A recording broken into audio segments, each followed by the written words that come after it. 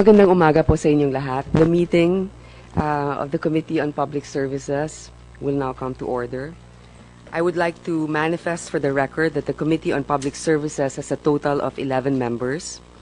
Our Vice Chair is Senator J.V. Ejercito, and our members include Senators Richard Gordon, Lauren Legarda, Mig Zubiri, Bam Aquino, Manny Pacquiao, Panfilo Lacson, Joel Villanueva, Cheese Escudero, and Antonio Trillanes IV. Our ex-official members include Senate President Pro Tempore Franklin Drilon, Majority Leader Tito Sotto, and Minority Leader Ralph Recto. This morning, I would like to acknowledge with gratitude the presence of Senator JV.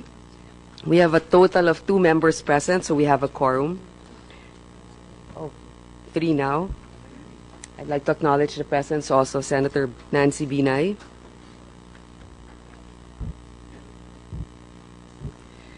This is our first committee meeting, so before anything else, I would like to present for the adoption of the body the rules of the Senate as the committee's internal rules. Can you make a motion? Madam Chair, I move that we adopt the rules of the Senate and the rules of procedure governing inquiries in aid of legislation as the internal rules of the committee. So move, Madam Chair. There's a motion for the adoption of the rules of the Senate as the committee's internal rules. Is there any objection? Hearing none, the motion is approved.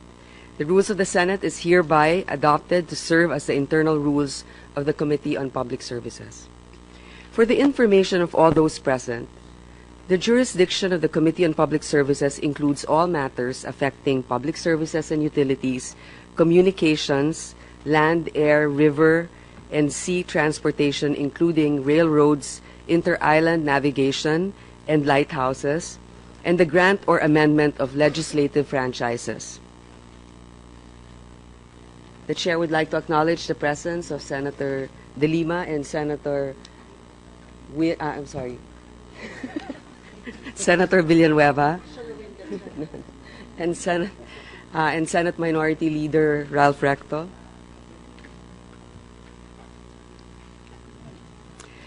In the area of transportation, I believe our primordial concern should be to address the plight of long-suffering commuters and prioritize their welfare and interest. I personally believe that our long-term transportation plan should be anchored on a vision of an inclusive, resilient, and sustainable urban settlements. The time is now to develop an integrated multimodal transport system, pursue innovative and data-driven transport solutions, and improve transportation governance. Thus, among the bills and resolutions that have been referred to the committee so far, we have chosen to prioritize consideration of those measures that propose to give emergency powers to the President to address the transportation and traffic crisis. The bills and resolutions on granting emergency powers to the President have been primarily referred to the Committee on Public Services and secondarily referred to the Committee on Constitutional Amendments and Revision of Codes and the Committee on Finance. These bills include the following: Senate Bill Number 11, introduced by Senator Drilon; Senate Bill Number 154, introduced by Senator Ejercito; Senate Bill Number 999, introduced by Senator Alan Cayetano; Senate Bill Number 33, introduced by Senator Ralph Recto; Proposed Senate Resolution Number 59, introduced by Senator Recto.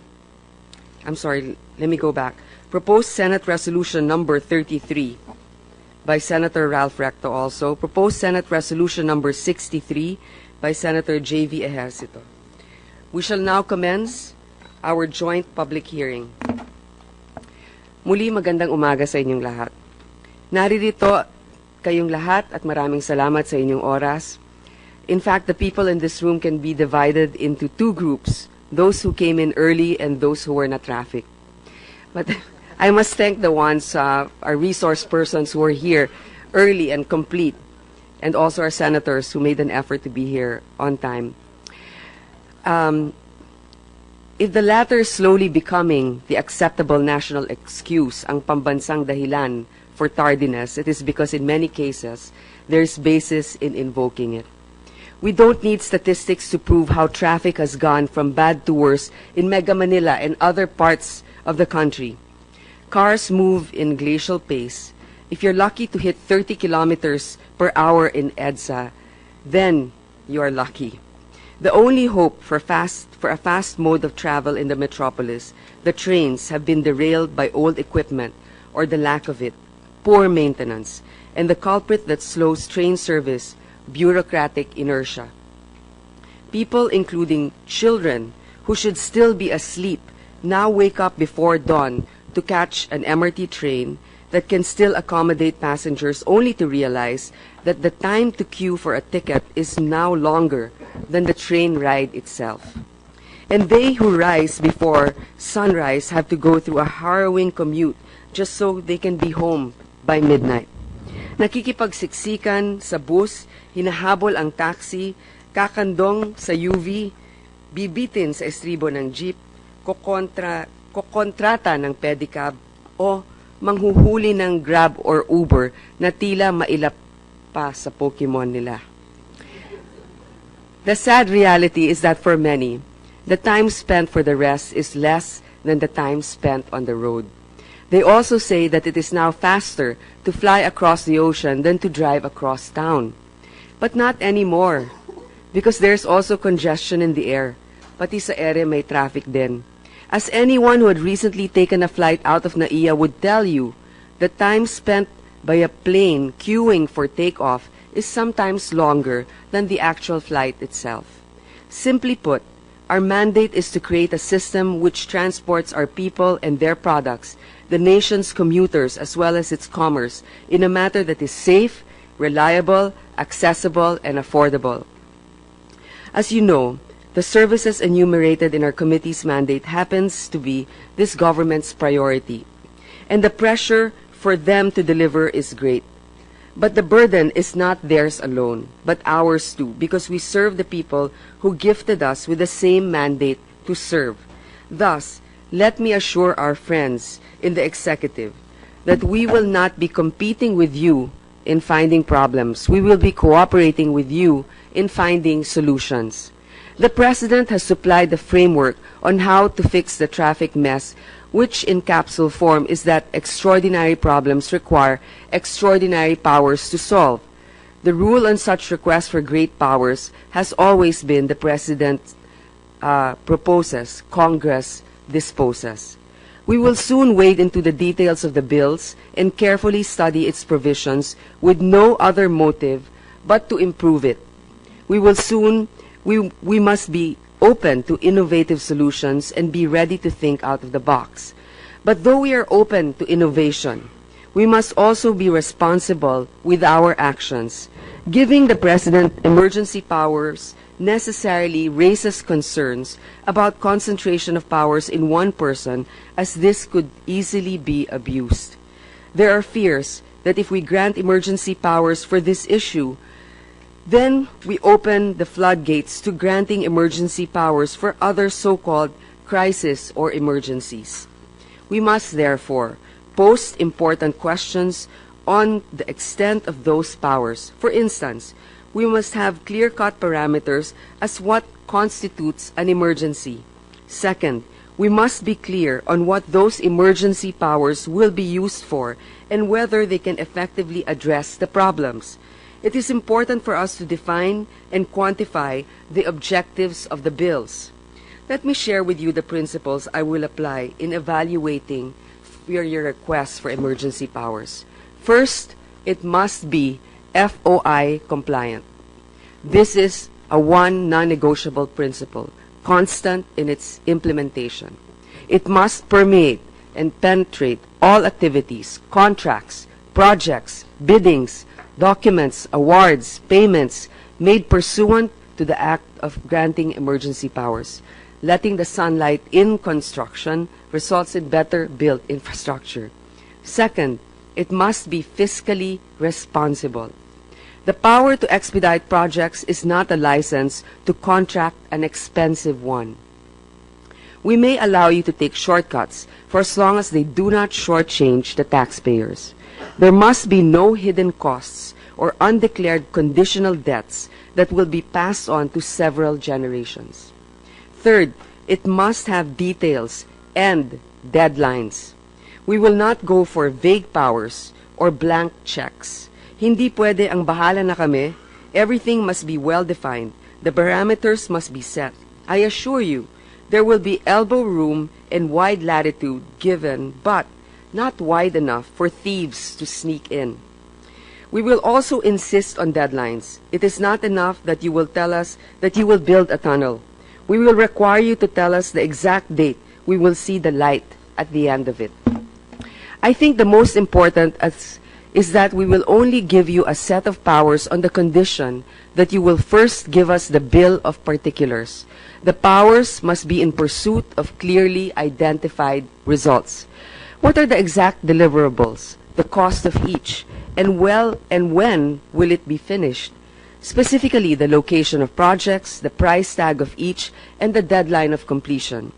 We will also be inquiring on projects that may need no powers of the emergency kind to implement.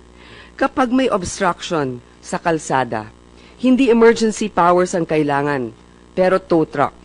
Kapag may nakabarang illegal na terminal sa kanto, hindi emergency powers ang kailangan, kundi pulis. Kapag ang isang lugar ay madaling bahain, na nagbubuhol tuloy ang traffic, umaambon lang, hindi emergency powers ang kailangan. Ang kailangan ay mga taong maglilinis ng kanal at estero. So what we will request you is to tell us the things you plan to do and tell us which of them would require emergency powers. You and I agree that not all challenges entail the bestowal of special powers to solve them. Today, we have asked the Secretary of the Department of Transportation to give us an overview of the state of our land and the transport system. We have asked the pertinent agencies under the department to make a brief presentation, limiting it to their top 3 concerns and top 3 projects or plans of actions. We have asked the chair of the MMDA to do the same. This will give the members of our committees an idea of the lay of the land, so to speak. Initially, this meeting was supposed to be an organizational meeting and briefing for the Committee on Services, Public Services. However, we realized that the members of the other committees that we must tackle the proposal to grant emergency powers to the President to solve the transportation crisis. It would also benefit from this briefing. We all need to fully understand the problems before tackling the details of the proposed solutions. If the problems can be clearly and specifically identified, then hopefully the powers to be granted shall likewise be specific, clear, and time-bound. Before we begin with the presentations, and I would like to acknowledge the presence of our resource persons, and then also Senator JV, our Vice Chair, will also give a brief opening statement. Let me acknowledge our guests. First of all, Secretary Arthur Tugade, the Department of Transportation. Thank you, sir, for your presence. Yusek Romel Gavieta. Thank you. Yusek Gary de Guzman. Yusek Felipe Hudan. Yusek Raul Criencia, Yusek Noel Quintanar, Yusek Ann Lontok, Yusek Bobby Lim, Asek Leia Kiambao, Asek Cherry Santos, Chairman Martin Delgra III, Asek Edgar Galvante, General Manager Ed Monreal, DG Tony Buendia Jr., Attorney Miguel Ora, Mr. Julius Corpus, Mr. Elmer Benitez, Mr. Joe Geronimo, ASEC Gerald Reyes, Attorney Emerson Carlos, Director Maria Josefina Faulan, Director Noemi Recio, Director Geoffrey Aguilan, and I'd also like to acknowledge the presence of Senator Drilon, Senator Aquino, and I think I acknowledged Senator De Lima earlier. So now, may we hear first Senator JV to give his brief opening statement.